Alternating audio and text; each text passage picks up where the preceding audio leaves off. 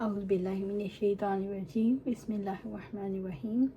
میثاق مدینہ کے مختلف 47 دفعات ہیں۔ محمد حسین ہیکل کے الفاظ میں یہ تبصرہ سامنے رکھنا چاہتی ہوں۔ وہ کہتے ہیں یہ تحریری معاہدہ ہے جس کی روح سے حضرت محمد صلی اللہ علیہ وآلہ وسلم نے آج سے 1300 سال پہلے ایک ایسا ضابطہ اور ایک ایسا معاشرہ انسانیت میں قائم کیا جس سے شرکائے معاہدہ میں ہر فرد اور ہر گروہ کو اپنے اپنے عقیدے کی آزادی کا حق حاصل ہو۔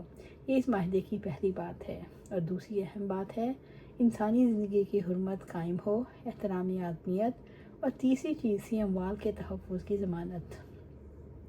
اسی طرح ارتکاب جرم پر گرفت، یہ چوتھی بات ہے، اور اسی طرح مواخذے کا دباؤ اور معاہدین کی یہ بستی اس میں رہنے والوں کے لیے اس معاہدے کی وجہ سے امن کا گہوارہ بن گئی۔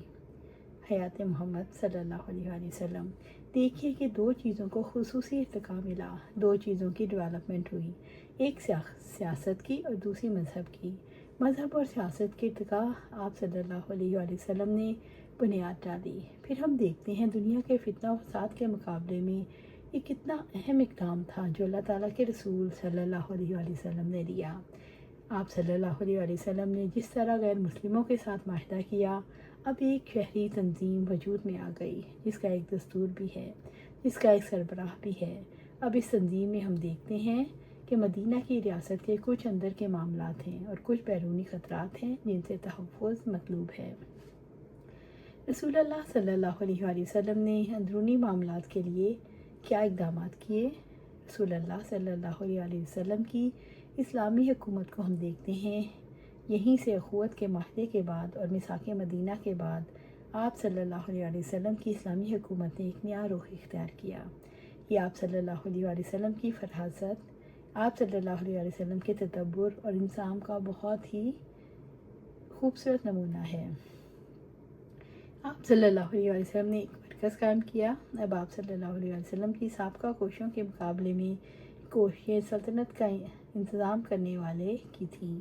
پہلے آپ صلی اللہ علیہ وسلم کی حیثیت ایک مدبر کی تھی، تدبیر کرنے والے کی، اور اب ایک منتظم کی حیثیت ہو گئی۔ اب آپ صلی اللہ علیہ وآلہ وسلم ایک صالح معاشرہ قائم کیا۔ آپ صلی اللہ علیہ وآلہ وسلم کی حکومت کا مقصد کیا تھا؟ ہر دور میں جب کبھی اسلامی ریاست قائم ہوگی اس کے یہی دو مقاصد ہوں گے، دعوت دین اور دوسرا اصلاح اخلاق، تیسرا تزکیہ نفس۔ قرآن حکیم نے اسلامی ریاست کے مقاصد کو متعین فرمایا۔ یہ وہ لوگ ہیں جنہیں اگر ہم زمین میں اقتدار بخشیں تو نماز قائم کریں گے، زکوٰۃ دیں گے، معروف کا حکم دیں گے، منکر سے روکیں گے، سب کاموں کا اختیار اللہ کے حکم میں ہے۔ سورۃ حج آیہ 41۔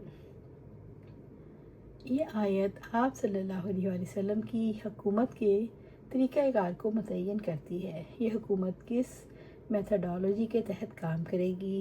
آپ صلی اللہ علیہ وآلہ وسلم کی حکومت کا مقصد اللہ تعالیٰ کی رضا کا حصول تھا اور دوسرا مقصد عوامی بہبود تھا۔ آپ صلی اللہ علیہ وآلہ وسلم کا مقصد یہ تھا کہ تمام انسانوں کو سکون میسر آئے، کس اعتبار سے؟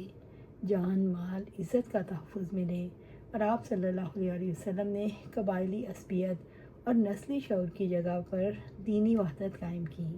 دین کے تحت سب کو اکٹھا کر دیا، ایک کر دیا۔ اللہ تعالیٰ سے دعا ہے سیرت رسول اللہ صلی اللہ علیہ وآلہ وسلم کی اس روشنی سے خود بھی فائدہ اٹھانے کی توفیق عطا فرمائے اور ساری انسانیت تک بھی اس روشنی کو پہنچانے کا حق ادا کرنے کی توفیق عطا فرمائے۔ آمین یا رب العالمین۔ اللہ سبحانہ تعالیٰ سے دعا ہے ہمیں قرآن و سنت پر عمل کرنے کی توفیق دے اور اس پر جما دے اور جنت الفردوس کے اعلیٰ مقام پر اپنے پاس خیر عطا فرمائے۔ آمین یا رب العالمین۔